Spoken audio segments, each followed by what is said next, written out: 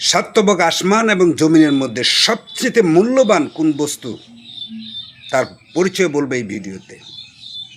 আল্লাহ রাব্বুল আলামিন সাত্যবক আসমান এবং জমিনের মালিক, তিনি নিজে বলেন সাত্যবক আসমান এবং জমিনের মধ্যে সবচেয়ে মূল্যবান বস্তু হচ্ছে তিনটি, একটি কোরআন, একটি হাদিস আর রাসূলের দুরূদ।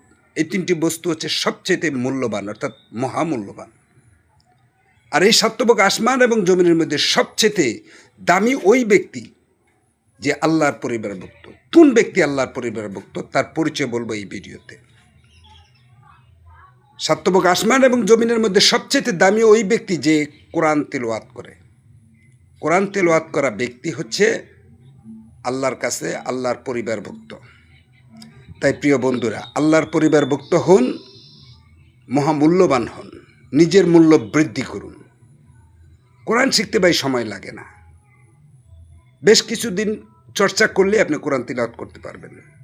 তাই আপনাকে অনুরোধ করছি, কোরআন শিখুন এবং আল্লাহর পরিবারভুক্ত হন এবং মহামূল্যবান হন। ধন্যবাদ সবাইকে।